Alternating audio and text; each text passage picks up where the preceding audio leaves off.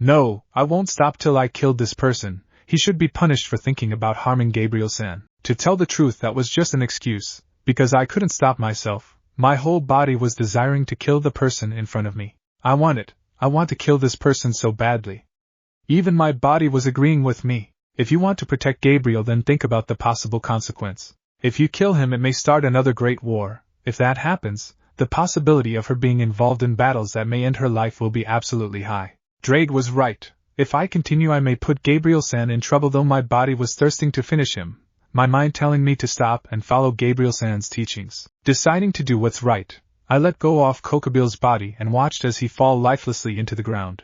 I punched my palm with my other hand in annoyance. To let a bastard trying to harm Gabriel-san live, I feel like vomiting for this decision. But I also need to think about other beings as well. Aside from Gabriel-san, devils and humans will also be affected if a war happened. And I should focus on defeating my rival. As I calmed down, I felt the power leaving my body.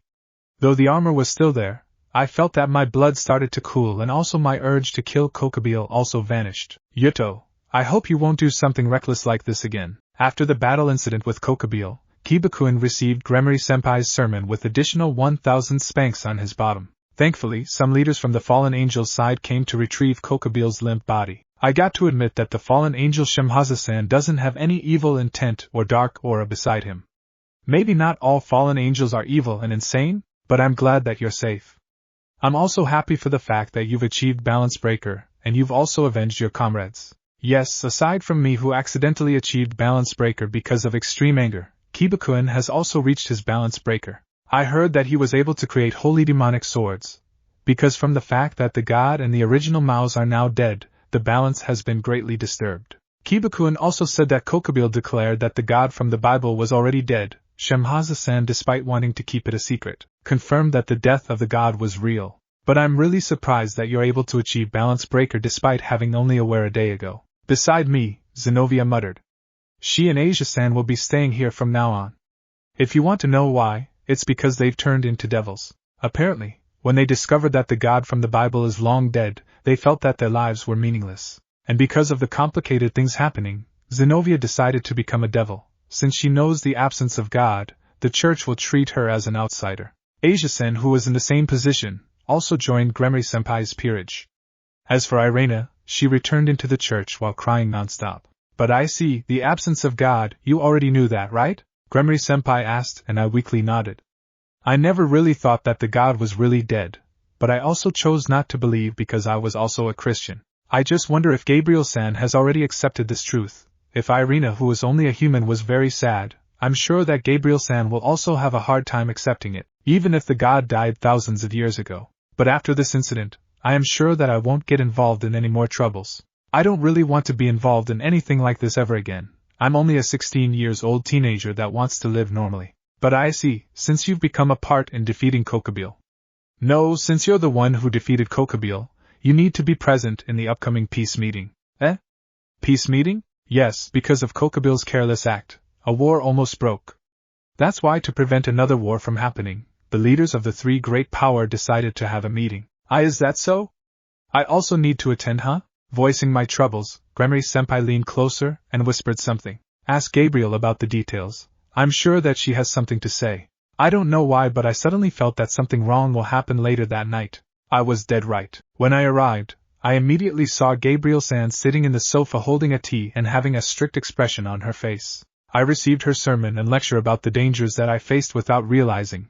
I also took reprimands about fighting carelessly and taking damage directly. There was also the lecture about awakening the balance breaker with my anger. Now I know what Gremory-senpai meant with her statement earlier. Anyway, because it's summer break, you are free to go into the sea. Just don't get involved in any fights concerning inhuman enemies, understand? Why, yes.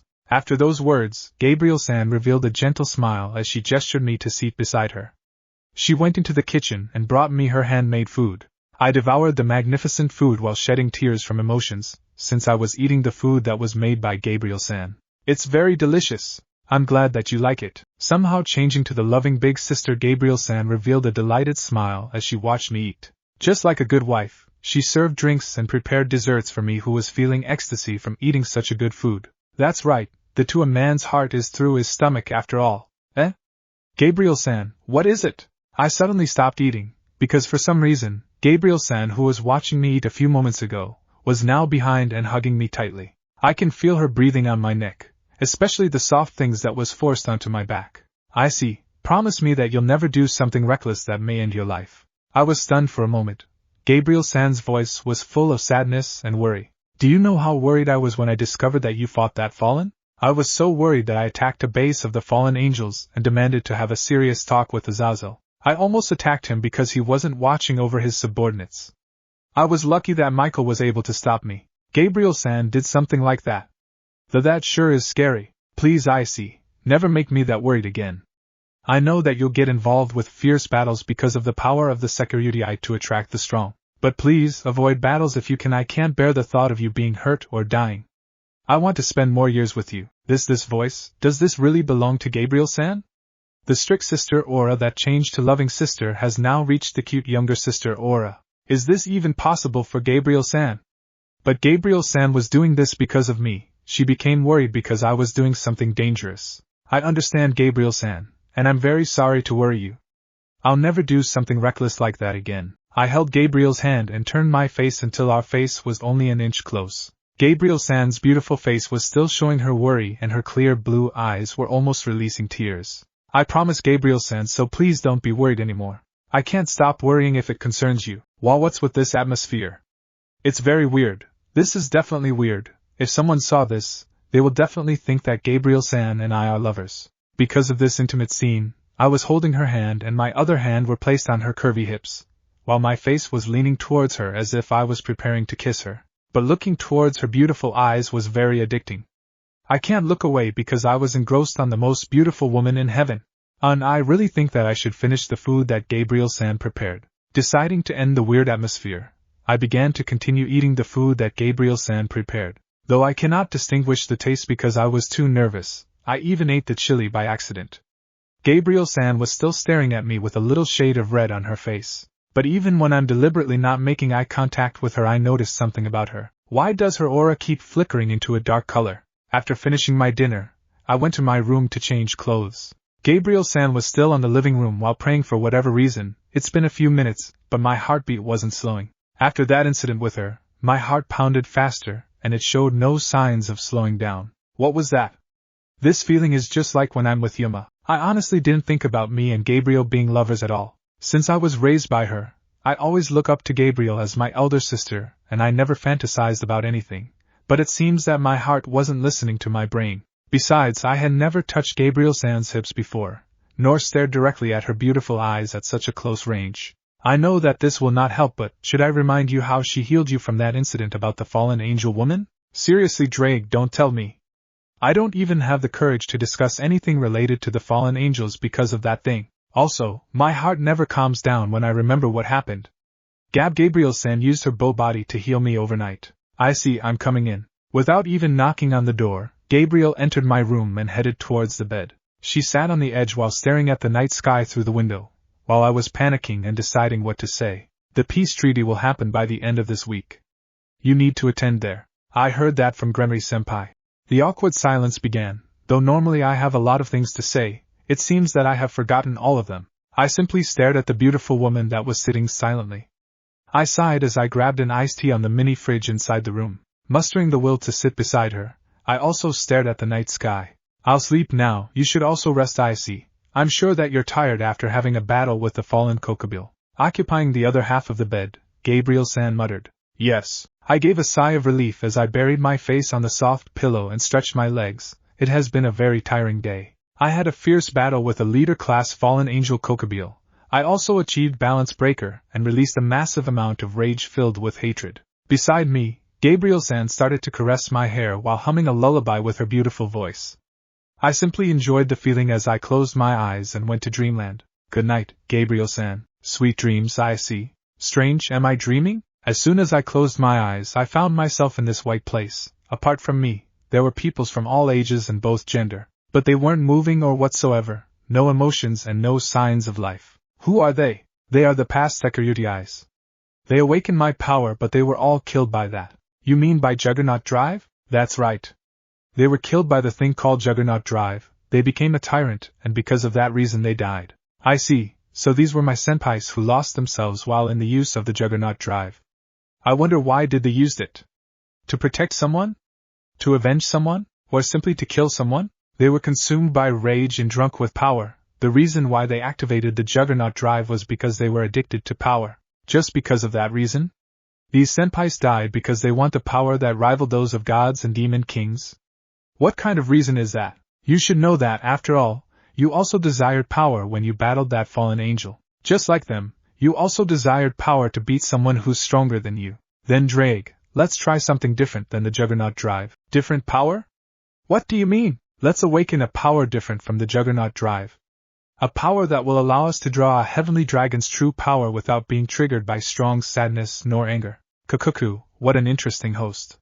You've only awakened a day ago, and now you're trying to bring out my power without the Juggernaut? Yes, since the Juggernaut Drive only drives the user to become mad. I want to have a power that will not bring destruction but hope. That's the power that the god from the Bible owned, right? Power that brings hope? How weird, but let's give it a shot, partner. But what power? I don't really know anything since I only awakened a day ago. What can be the source of this power? Dragon Emperor, eh? What's that? That's the ability to transform into a heavenly dragon. The strongest Sekiryuri tried to master that power, but sadly she failed and that became the cause of her death. So how is it, Hayata Issei? Will you still try to master that power even if your life will be at risk? I promise Gabriel that I'll never do something reckless, but I guess this doesn't count. Because I'll definitely succeed. That's why let's try our best. Waking up from the chirping birds outside of the house, I lazily opened my eyes. The first thing to do this weekend is exercise, but today I feel like going back to sleep. But because I need to make breakfast for myself, I was forced to get up from bed. A pair of white arms was wrapped at my body. The owner of this arms was none other than Gabriel-san. I silently stared at her beautiful face for a minute before struggling to be free from her chain-like hug. Yuma, because of my movements, Gabriel-san woke up and rubbed her eyes. But she didn't release me yet. Instead she returned to sleep while hugging me even tighter. But I guess that it's okay, since I also feel great when I'm being hugged by her. The smooth, soft skin of hers was very comfortable to touch, not to mention that her scent was very intoxicating. Hey, I see, I already prepared breakfast. You can eat now if you want. Let's eat together. Nodding with a smile, Gabriel cuddled closer until our face was only few inches apart. My heart began to beat wildly again, because from fear, nervousness and lastly excitement. The sleeping face of Gabriel was very dangerous. Even I, who looks up to her as a sister, cannot stop staring at her face. That's right, I'll meet up with some friends today. I'll also buy swimming trunks for this summer, though I don't plan on going in the beach. I will go at the swimming pool in the academy. I just hope that I won't be alone in the swimming pool. I might drown. So comfortable having Gabriel beside me really makes me calm. And the feeling of her body is also good. I guess that I can call this an angel's hug. Being this close to her face was very bad. My heart wasn't slowing at all, and the worst part is her lips were almost touching mine. I tried to turn away, but because of the muscle ache from my neck I couldn't. That moment, I felt a pair of soft lips touching mine. Gabriel leaned forward and gave me a full kiss on the lips. The feeling was great. Her lips were soft and warm. Damn it, my heart began to beat faster than earlier. This is really awkward. Just when I'm panicking, I felt Gabriel's hug tighten and her kiss began to be forceful. She was awake. Gabriel was doing this deliberately. Being shocked because of the sudden kiss, I unconsciously opened my mouth. Gabriel took that moment to enter her tongue into my mouth. A tongue kiss. For real. I immediately pulled away and looked at Gabriel. It's fine. Without even hearing my complaints, Gabriel leaned again and planted a kiss into my lips. This time it was gentle and full of passion. Though I really wanted to ask her questions, I silently accepted her kiss and enjoyed it. Gabriel entered her tongue again, and I let out a small voice in surprise. With her moving on top of me, she released my body from her hug and started to kiss me non-stop. Crazy sighs of affection can be heard escaping from my mouth. My hands was firmly placed into her perfect hips. Gabriel's hands were clutching my shoulders, adding force to it to make sure that I won't leave. It reached that point where I needed air again, and I pulled away while panting heavily. I'm sorry, Issei, but your body is filled with lights. If I don't disperse them, you'll have problems with some parts of your body, Gabriel said while her forehead was touching mine. I simply smiled while saying it's okay, and as I gasped for air, I again received a kiss from her. It lasted for almost half an hour before Gabriel stopped. Traces of saliva can be seen from our lips and my face was burning from embarrassment and arousal. Gabriel's face was also red, but there was a delightful smile attached in her beautiful face. Is it over? It was over since the first kiss. Gabriel said it with a smile before standing up. She held my hand and helped me to stand, seeing that my whole body was shaking because from the shock. Sorry, Issei, I never thought that kissing you will be that good. Assisting me to walk, Gabriel and I headed towards the living room where the breakfast was already set in the table. Without saying anything, I began to eat the food that was prepared by Gabriel. Though I was eating, Gabriel was staring at me with a gentle smile placed on her face. On the other hand, I was still recovering from my first kiss. I never imagined that Gabriel-san will take it, and I also never thought that she will continue to kiss me for almost half an hour. Don't be surprised, partner. Gabriel has taken your first kiss a long time ago. I'm not in the mood to have that kind of talk drag. Even if she did that, I couldn't remember. Besides, I want to calm down. My heart is beginning to ache because of beating rapidly for the past minute. The food is really great. I'm glad that you like it. The same goes for the kiss. I'm glad that you enjoyed it. Replying to me without the slightest hint of nervousness, Gabriel seemed very delighted. I guess I should feel honored that one of the great seraphs kissed me. Yeah, let's put it that way. After all, I also enjoyed our kiss. And Gabriel-san also seemed to enjoy our kiss earlier, I guess. Don't worry, Issei. I also enjoyed our kiss. Though I overdid it. Gabriel said as if reading my thought. She began to eat while maintaining the perfect smile on her face. I also smiled a little, knowing that Gabriel also enjoyed kissing me. After the breakfast, Gabriel-san returned to the heavens while I left and headed towards the game center. My friends, it seems that I lost the sense of time because there were only a few people left in the game center. Though I feel that it's night time, it's very weird to have this less people in the most popular arcade in town. So this is the new race game, huh? Hey boy, mind if we play? A sudden voice spoke. I quit the match as I stared at the person behind me. He was a tall, handsome man with a bad boy aura around him, but I don't feel any ill intent from him. It seems that he simply wants to play this newly released game. Sure, but I'll warn you that I'm the top scorer for this game. Oh, is that so? Then let's play. Sticking the game card in the slot, the man activated the 2P mode and began to choose his car. Being the challenger, I let him choose the map and the set of laps. As the game started, I gained the advantage and passed the first lap with a new speed record, but the man soon caught up to me and he's on the verge of passing me. Cool, this can't be. I won't lose to some stranger. It seems like your fighting spirit is rising, boy. No, Sekiryuki-kun. Feeling a shiver running down on my spine, I looked at the man beside me. Who are you? I am the leader of the fallen angels, Azazel. Just as the man said that, 12 jet black wings appeared from his back. No need to worry. I just came to observe the Sekiryuki that defeated Kokabiel. The Hakuryuki requested me to do it. Azazel let out a sigh as he finished the third lap. He was not doing anything besides playing the game. I looked around and I found out that the few people in the arcade was also fallen angels. I recognized one of them as Shemhaza-san.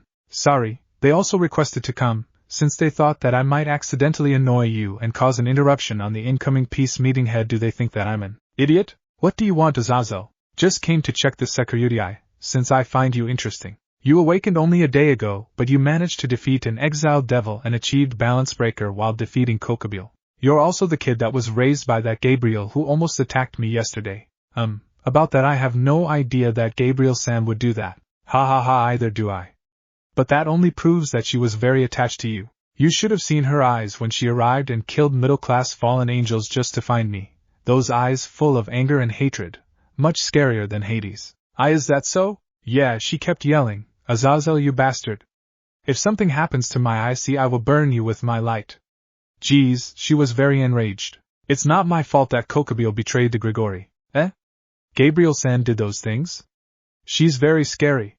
Sorry for the trouble. Don't worry about that. The fallen angels that she killed were also traitors. One of them was Rional, the woman that almost killed you. Yuma?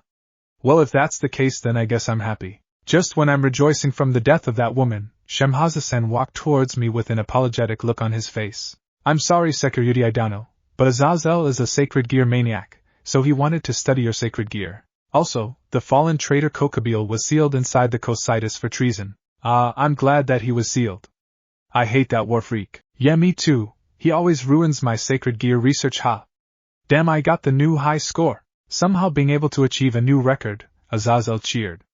I can't understand this fallen angel. As the weekend approached, Gremory-senpai sent me a letter about the upcoming peace meeting. I need to be present in the meeting along with the Hakuryuki, the Maus and the leader of the fallen angels. Azazel will make sure that no fight between the two heavenly dragons will start. Though I was very worried since I will face my rival for the first time. What if he's terribly scary?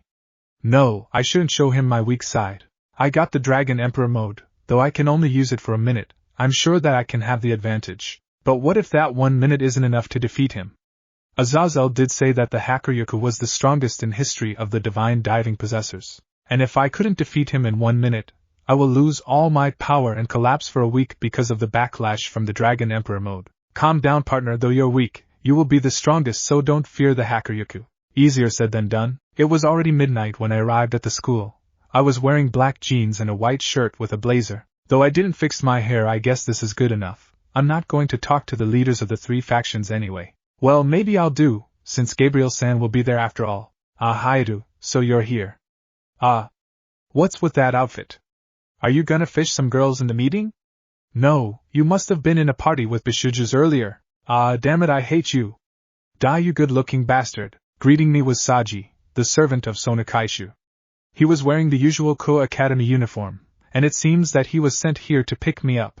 And as usual, he's still annoyed by me. Right, let's go to the room. The meeting will start soon. Smiling bitterly at Saji, he glared at me saying, "Don't give your prince smile at me, you bastard." I just followed him silently towards the said place. Excuse us, the security has arrived, Saji said while opening the door. I got a little nervous since Saji told them about me. Damn this guy. I'll beat him up later. As he opened the door, and there was a gorgeous and pompous-looking table. And as if surrounding it, people who I recognize are sitting. The air is enveloped by quietness, and everyone had a serious face. From the devil's side, there was a crimson-haired man who greatly resembled Gremory-senpai. He must be the current Lucifer. Beside him was a cosplaying girl who looks like a Mao Xiaozhou. Must be the older sister of Sonakaishu that Saji told me stories about.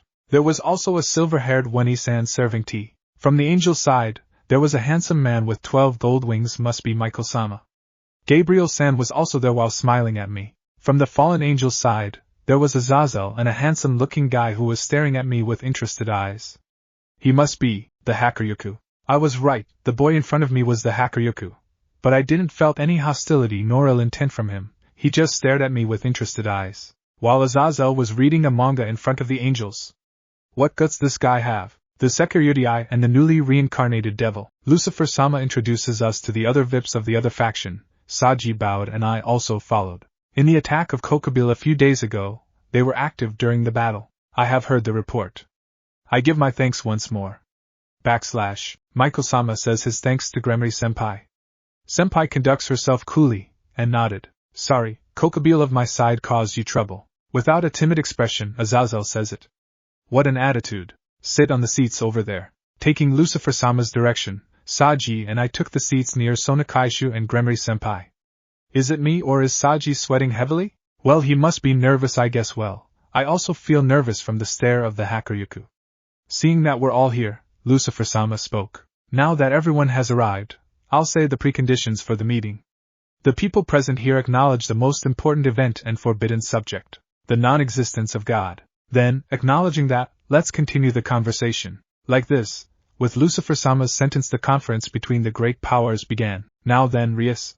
Could you speak about the incident a few days before? Yes, Lucifer-sama. After being urged by Surzex-sama, Bucho, Kaisho and Akino-san stood up. They talked about apart continuously, about the recent Kokabiel's attack. And everyone belonging to the 3 great powers hear about it. Gremory-senpai talked about the summary of the incident. She experienced herself plainly in a calm manner. Maybe due to maximum level nervousness, those hands were shaking after all. Due to her speech, something with the 3 great powers may change. No matter how courageous Gremory-senpai is, this place's atmosphere would be very painful. Besides, Gremory-senpai is around the same age as me and a girl. Each of the faction's VIPs who heard the report was letting out a sigh, scowling, smiling. Each person had a different reaction. That is all. The report which I, Rias Gremory and the household devils over there experienced. Gremory-senpai, who had said everything, had finally seated on Lucifer-sama's good work. Sit down. Good work, senpai. Now then, Azazel. After hearing this report, I want to hear the opinion of the governor of the fallen angels. Upon Lucifer-sama's questioning, everyone's gaze concentrates on the black-haired governor. Azazel started talking after letting out an intrepid smile. Regarding the incident a few days back, Kokabiel, a leader of our central organization, Grigori, kept quiet to the other leaders, as well as to me, the governor, and acted independently. His disposal was done by the security over there. After that, in the organization's court-martial his punishment was enforced. His punishment is eternal freezing in the Cocytus. He can't come out anymore. The explanation for that, everything was written in the material that was forwarded to you, right? That is all. Mentioning me on the process, each of the leaders stared at me with varying expressions. I just sighed and forced myself to ignore their stares. Michael-sama says while sighing. As the explanation, it is the worst category, but I know about the story of you personally not wanting to make anything big occur against us. Is that true? I don't have any interest in wars. When Kokabiel also disparaged me, don't you have the report for that as well? Yes, as Azazel said, Kokabiel said quite a lot of bad stuff about his bosses. He's a person who's passive about wars, and only has an interest in sacred gears. This time Lucifer-sama asks Azazel. Azazel, I want to ask one thing, but why have you been gathering owners of sacred gears for the past decades? At first I thought you were gathering humans, and attempting to augment your battle potential. I even anticipated you to wage war against heaven or us, but, yes, no matter how much time passed, you didn't wage a war against us. When I heard you got hold of the vanishing dragon, I was enveloped by a strong wariness. Michael-sama's opinion was the same as Lucifer-sama's. Hearing the two's opinion, Azazel smiles bitterly. It's for the sake of sacred gear research. If that's the case, should I send a part of the research materials to you as well? Even if I did research, I wouldn't wage a war against you or anything. I don't have any interest in war at this late of an hour. I am perfectly satisfied with the world right now. I have strongly ordered my subordinates, don't interfere with the human world's politics, you know? I have no intention of intervening in religion either, nor to influence the business of the devils. Damn, is my trust in the three factions the least? That's true, that's right. Lucifer-sama's and Michael-san's opinion coincided. How far is he not trusted, the governor of the fallen angels? Che. I thought you were better than God or the last generation's Lucifer, but you guys are troublesome guys yourselves. Sneakily researching doesn't get along well with you, huh? I got it. Then, let's make peace. Originally wasn't that the intention as well? Angels and devils as well? Peace. Wait, doesn't that mean they desire peace together? On Azazel's sentence, each faction was surprised for a small interval. Gremory-senpai beside me, and even Sonakaishu besides her are considerably surprised. It seems like Azazel's peace speech was quite a thing to be surprised at. It can't be, it seems if it's presented by him. Michael-sama, who was surprised by Azazel's proposal, smiled. Yes, I also plan to propose peace to the devil side and Grigori. Even if we continue the relationship of the three factions like before, then it will become damaging to the world right now. I, the leader of the angels, say it since the original cause of the war, God and Mao-sama have been annihilated. Michael-sama said that he wants peace in this interval. So, he's now the replacement of God? Well, he's the very first angel God created. Lucifer-sama also says the same opinion. We are the same. Even if the Mao isn't here, in order to continue the species, devils too have moved forward as well.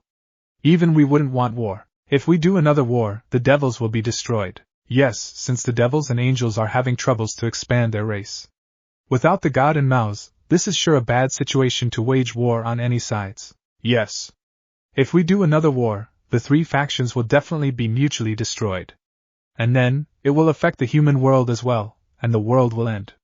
We can't do wars now. Some time ago Azazel had a joking mood, but it's done a complete change and he has a serious expression. Do you think a world without God is wrong? Do you think a world without God would decay? I'm sorry to say, but that isn't the case. Me and you as well are both healthily living like this. Azazel said that while opening his arms. The world moves even without a God. Yes, I understand, Azazel. Even in this world without God I lived. Even if I was abandoned my family, a miracle still happened, and when I wanted to protect someone, I was bestowed by the power that rivaled those of gods. Even if the God is dead, the world will continue to move and progress.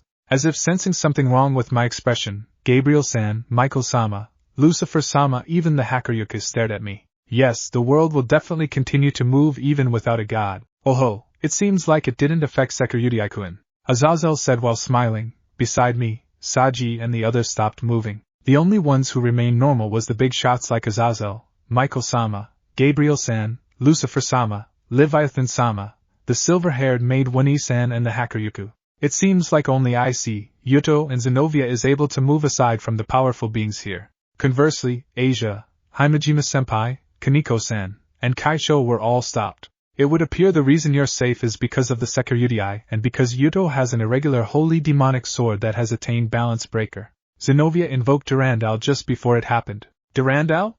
The legendary holy sword that was on par with the Excalibur? Wait, Zenobia owns the Durandal? What happened? It seems like Gasper has stopped us. Gasper? Kiba answered my question. Recently, a sealed devil was transferred here and he was a servant of Rias-senpai. His power is to stop time along with the people and other things. Just when I'm listening to Kiba's explanation, Azazel said something. A terrorist attack. I looked at the window and flashes spread in my eyes. The new school building was shaking because of the attacks that were coming outside. We are under fire. In any era where a power tried to form peace with other powers, there will also be a gathering of those who dislike it and try to disturb it. Azazel pointed outside.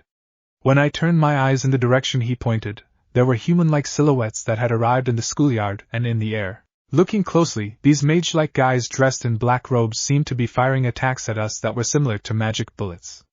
Are they human magicians? That's right, Sekiryutai. They're the so-called magicians.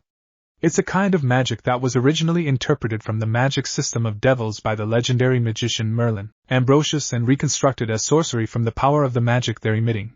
I'd guess that they each possess the magic power of a mid-class devil. In short, it means that humans can use powers like those of devils. Though, of course, it also seems to be possible that they can't become devils themselves. It's especially troublesome when a sacred gear possessor learns magic. Well, their attacks aren't capable of damaging this school building, because the strongest protective barrier by me, Surzex, and Michael is enveloping this place. Though, thanks to that, we can't leave here. So how did the time stop again?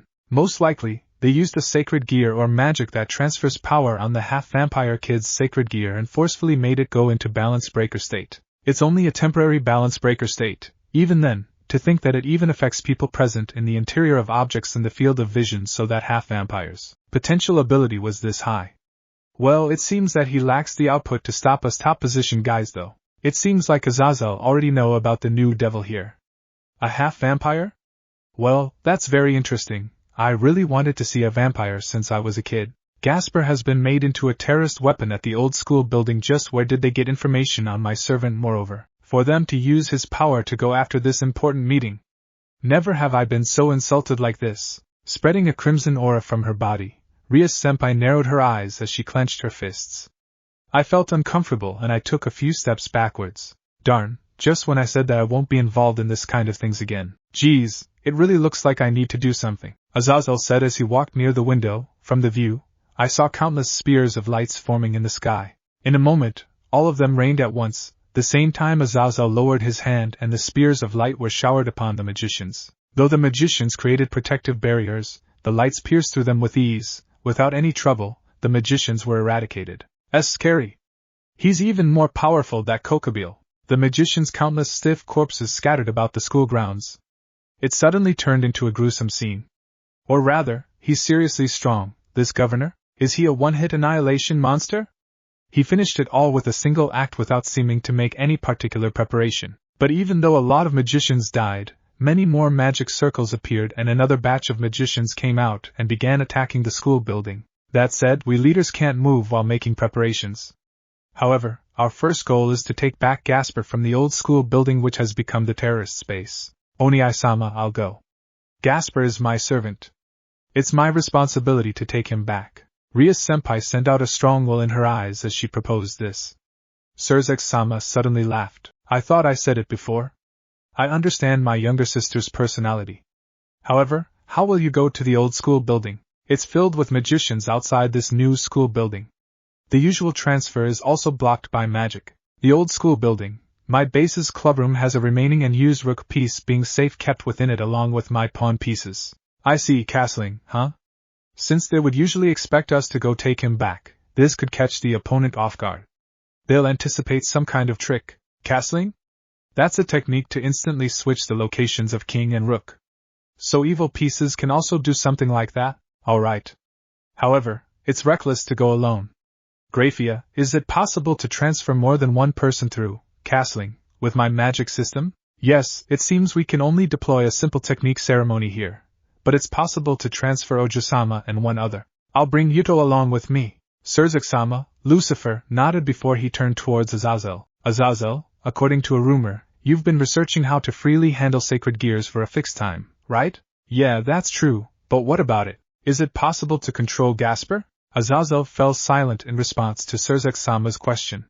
However, the governor of the fallen angels groped in his breast pocket and threw something at Rias-senpai's hands. Those are bracelets with the power to control a sacred gear to some degree.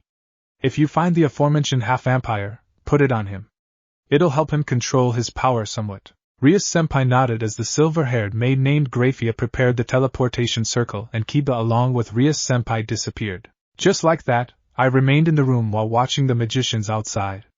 Zenobia was behind me while drinking a cup of tea. I wonder how can she be so calm? Well, I was also calm and I don't even know why.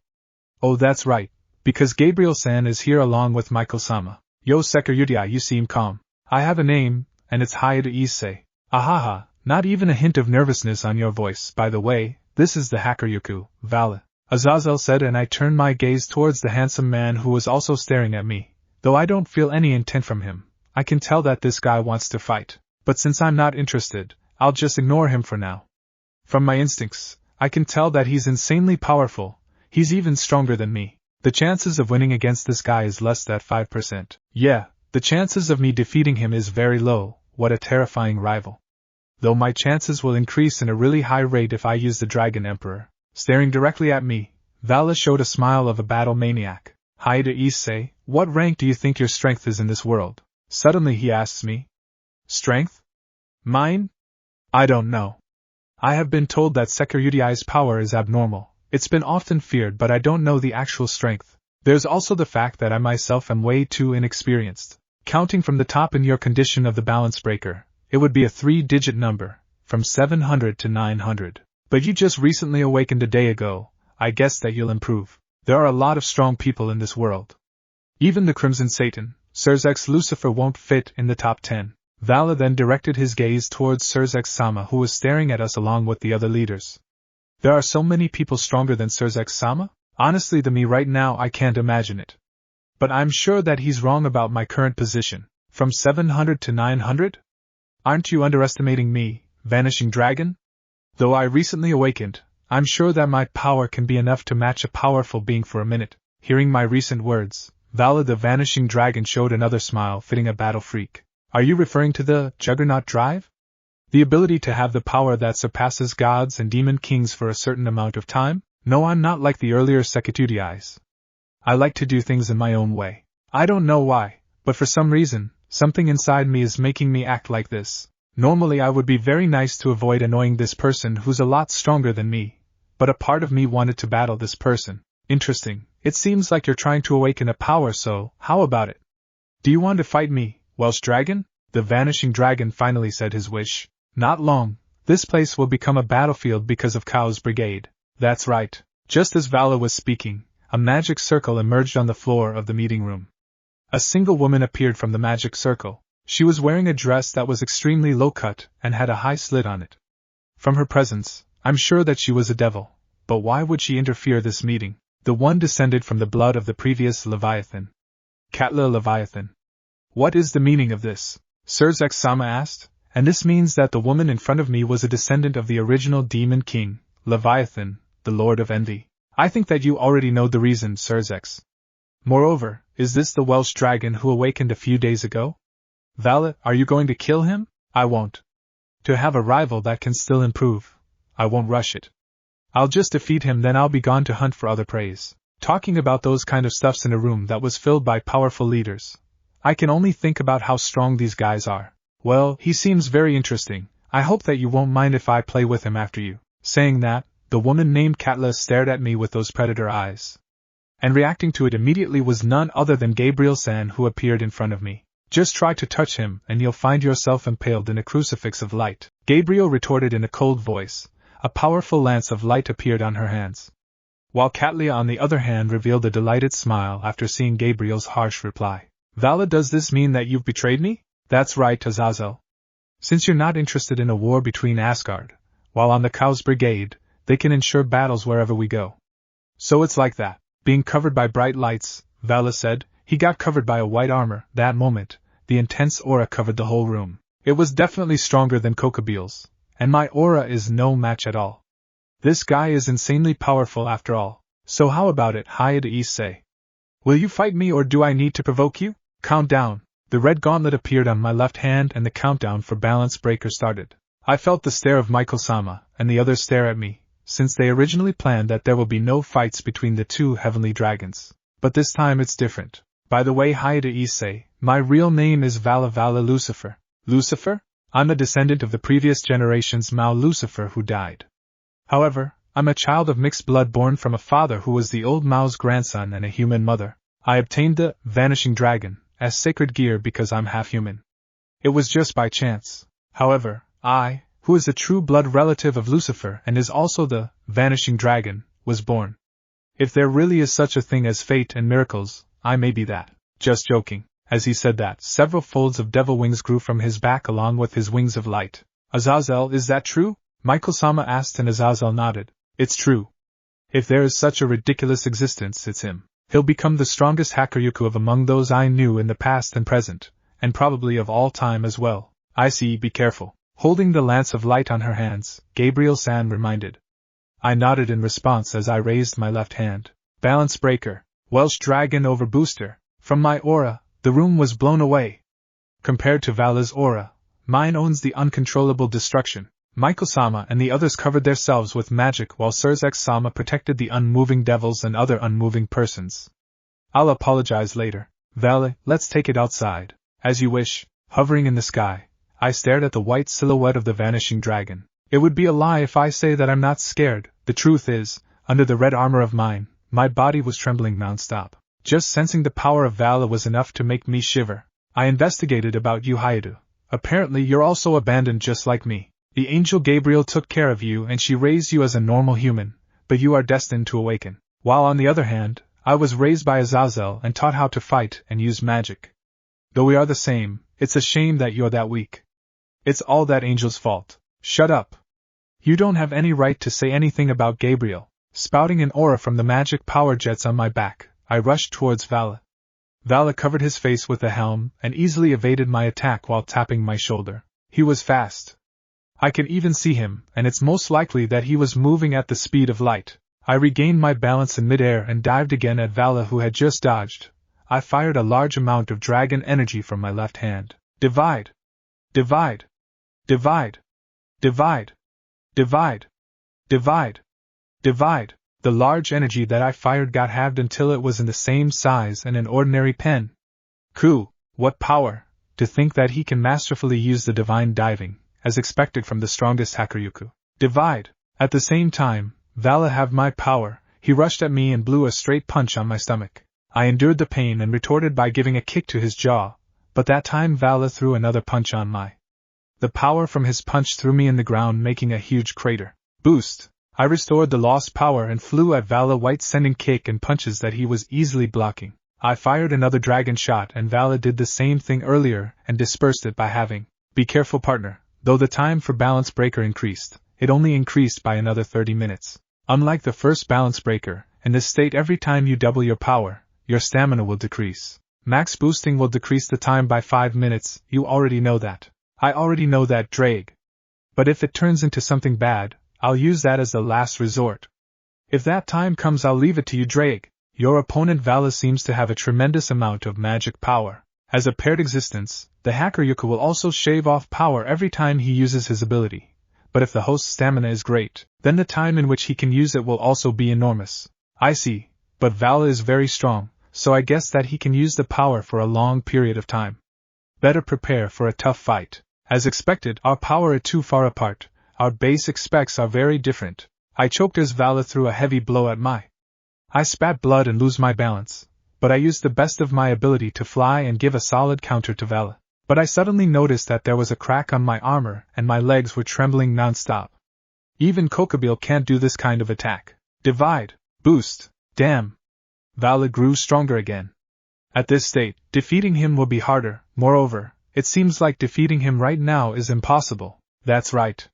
However, no matter how amazing the host is, he has a limit. Power that goes beyond his capacity is released from the wings of light on his back and he keeps maintaining his power limit without destroying his body. Come on, Seeming to enjoy himself, Vala fired an endless number of magic bullets.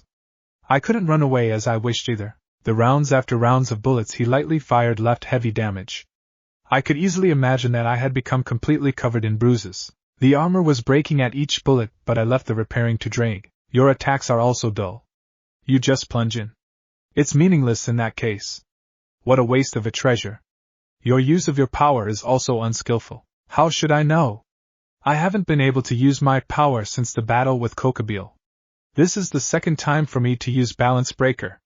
How do you expect me to fight? I have been using my time by training the power that I wanted, and I'm not even close to use it normally. At this rate the rival showdown between the Hakuryuku and the Sekiryutai will be. Before he could finish talking, I made magic power suddenly spout from the jets on my back and plunged into the barrage of bullets. The magic bullets entirely struck various places on my body. I strongly clutched my left hand. Power on just this single point here is enough. Besides, I don't need any power to turn. So you're charging? He that knows little really does often repeat it. Something like that. Ha! I reached my other hand towards Valet, but he blocked it with his arms. I broke his defense and threw a powerful blow at his face. Whether it was because he received an unexpected blow or not, that guy's posture was violently bent. Cracks spread from the edges of the mask on the Hakuryuku's helmet, and part of Vala's face peeked through the crumbling portion. Now, partner! I followed Drake and grasped my hand around the base of the Hakuryuku's wings of light that were said to gush out excess power. Transfer. I transferred my power to the Vanishing Dragon Scale Mail before it was in excess. That moment all of the Vanishing Dragon Scale Mail's jewels started to nonsensically glow white, red, blue and yellow over and over again. As it did so, the dragon power that I had felt from his body, to the extent of being absurd, vanished. If I accelerated your stealing power and gushing out power at once, you stole so much power that you won't be able to process it, and at the same time you spat out power by the time it was excess. As a result, the Vanishing Dragon Scale Mail would stop its functions. What a thing! Vala, regain your posture at once. Vala reacted to the dragon's voice and tried to defend by crossing his arms. But, Drake!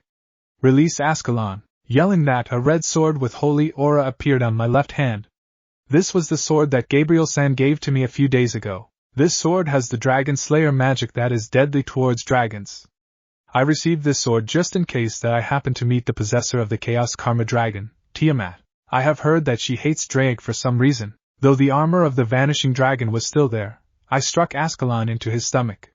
The armor seemed like it was made of paper. So this is the power of a dragon-slaying sword. Fresh blood flew out from Vala's mouth. He stepped back unsteadily while holding his abdomen. As blood poured down from the edge of his mouth, Vala smiled as if in joy. Ha ha, amazing! I received such a quite amount of damage. So you can do it if you try. Just what I would expect, my rival. Cool. This battle freak sure is scary.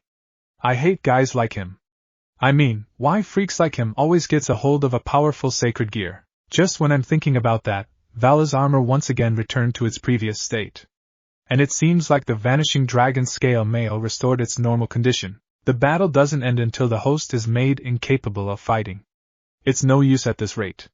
You'll make no progress. It's next to impossible for you to defeat him within the limited time of the balance breaker. The best plan would be to run away. But you can't do that, can you? You're underestimating me again, Drake. If that's the case, I'll fight until I have no more strength left. I hate to admit it, but fight Vala brings joy to me. And you said that you hate battle freaks. You're a battle freak yourself. But what will you do? You won't surrender, but the time will come when your body will be unable to maintain the armor, unless your blood released that kind of power again. I don't really know why my blood gave me that power, but I know that it won't happen this time. I'll just have to improvise. I hovered in the ground and picked a portion of the Vanishing Dragon's armor, the jewel that came off when I blew away his armor. Since his armor is restored, I think that this jewel is useless now, but I think that this may become a key to defeat him. That instant, I sent the picture of my plan to Drake. Partner, you've sent me quite a dangerous image. But it's interesting. We may die, but do you have the resolve? Drake, I won't die. I promised Gabriel that I won't easily die, but I have the resolve. If it hurts, I'll endure it. If I can defeat this guy in front of me, then I'll do it. Nice resolve. In that case, I'll also resolve myself. This isn't a notification of my character, but I am the Red Dragon Emperor that was called a mass of power. Let's show them that we'll live and exceed them together, partner. No! Issei, what do you intend to do? Vala asked that, seeming interested. I'm going to do a thing that may turn heaven and hell inverted. I destroyed the Security jewel that was on the back of my right hand into pieces using Ascalon, and drove into it the vanishing dragon jewel that I picked up before. Your power of vanishing. I'll transplant it into my sacred gear. Because Kiba was able to create holy demonic swords because of the balance that was long gone, I also thought about doing the thing that's similar to that. A silver aura sprang forth from my right hand and wrapped around the right side of my body. A phenomenon from the jewel? Dogun. Something throbbed inside me, just as a difficult-to-describe pain circulated throughout my body from my jewel-implanted right hand in an instant. My thoughts soared in overwhelming pain. Compared to this, the damage from the spear of light before was like a bite of an ant. A difficult-to-describe pain circulated throughout my body from my jewel-implanted right hand in an instant. You intend to take in my power? Realizing what I was trying to do, Vala showed a shocked expression. The vanishing dragon, Albion, also spoke with an angered voice. What a reckless thing to do. Drake, we are existences that oppose each other. That is nothing more than an act of self-destruction. Do you intend to annihilate yourself by doing such a thing? Guh! Drake was also leaking out agony. So the Dragon Emperor lodged in my sacred gear also tasted pain? However, while Drake let out a scream, it contained laughter as well. Albion! You're as inflexible as always. Over countless eons, we've lodged in hosts and continued to fight each other. It's a repeat of the same thing each and every time. That's right, Drake. That is our destiny. Even if our respective hosts are different, the way we fight is the same. You raise power, I steal power. The side that skillfully uses its sacred gear deals the finishing blow, and it ends. This is how it always has been, and always will be. Drake gave a fearless laugh at Albion's words. Since meeting with this host, with Issei, I have learned one thing. That anything is possible with a powerful will. Respond to my feelings. My right hand was wrapped in a dazzling white light. A pure white aura surrounded my right arm. Then, a white gauntlet appeared on my right arm. So this is dividing gear? Though, having only white up till my right arm's elbow on my red armor looked awkward. Impossible. Such a thing is impossible. Such thing is not impossible. Since the balance is already gone, everything can be this absurd, just like holy demonic swords. The bugs in the sacred gear program also helped, since the phenomenon called balance breaker also exists. So you mean you nudged the imperfections of the sacred gear program and achieved this? No, but such a thing is, even if you think of that, to actually do it is just foolish. No one knows what will happen with the fusion of opposing powers. When that is something concerning dragons, you might die, you know? No, it would be natural for you to die. I won't die because of such a thing after all. I promised a certain woman that I won't die this early. Seeing this absurd scene, Vala clapped his hands while looking at me. Interesting. Then I'll also get a bit serious. If I excel, I'll have all of you and everything surrounds you with the Hakuryuku's power. Vala floated into the air and opened his arms wide. His wings of light also grew huge. He still have another power besides having? Well, I also have a transfer ability, so maybe that's also normal.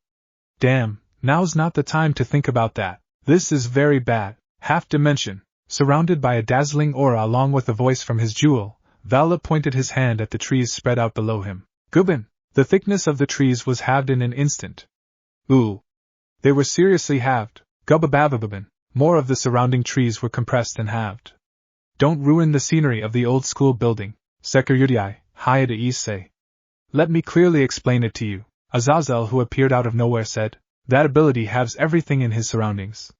In other words, if the Hakuryuku became serious, then Gabriel's power will also be halved. I happen to remember that Gabriel-san was fighting a Mao descendant, Catlil Leviathan. They must be engaged in a fierce battle right now, since I can feel a tremendous holy aura along with the devil aura aside from Vala.